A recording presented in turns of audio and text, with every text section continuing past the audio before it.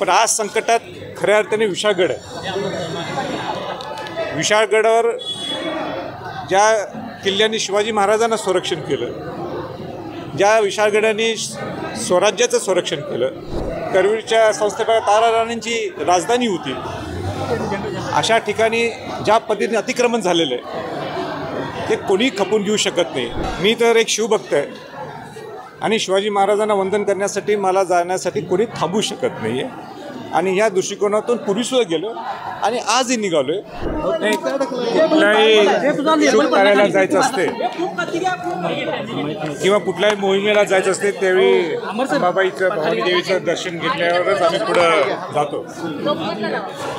शिवाजी महाराजसुद्धा ज्यावेळी सिद्धी जोहरचा वेढा होता पन्हाळ्याला आणि शिवाजी महाराज संकटात होते आणि तिथून सुटका करून विशाळगडला पोचले आणि म्हणूनच पावनखिंड संग्राम दिन हा 13 जुलै हा साजरा केला जातो। पण आज संकटात खऱ्या अर्थाने विशाळगड आहे।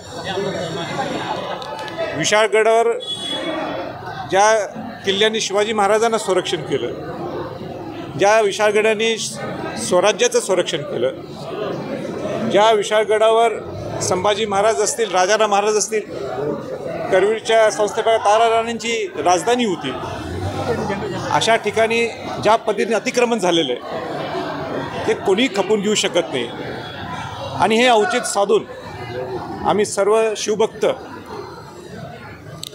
किल्ला विशाळगडला शिवाजी महाराजांना वंदन करण्यासाठी, अभिवादन करण्यासाठी आम्ही सर्वजण जातो। पोलिसांची फौज देखील ठिकठिकाणी उभी करण्यात आलेली आहे। तो त्यांचा प्रश्न आहे, त्यांना जे काही करायचं आहे। मी तर एक शिवभक्त आहे आणि शिवाजी महाराजांना वंदन करण्यासाठी मला जाण्यासाठी कोणी थांबू शकत नाही आहे आणि ह्या दृष्टिकोनातून पूर्वीसुद्धा गेलो आणि आजही निघालो आहे, इतकंच फरक आहे। काल तुम्ही म्हणाला होतात सायंकाळी की अजूनही वेळ गेलेला नाही, वरिष्ठ पातळीवरून माझ्याशी संपर्क केला जावा, तसं काही संपर्क झालेला आहे कुणाचा किंवा काय? माझ्याकडं कोणी संपर्क साधला नाही आहे, तो त्यांचा प्रश्न आहे।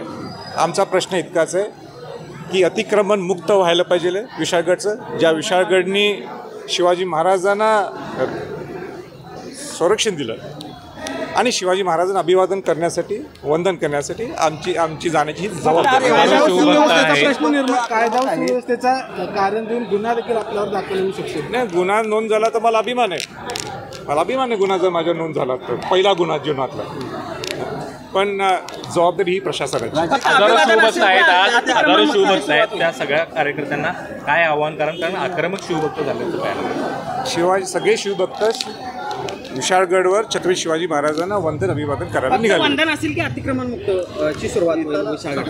अहो बाबा, तेच प्रश्न तुम्ही करताय। चला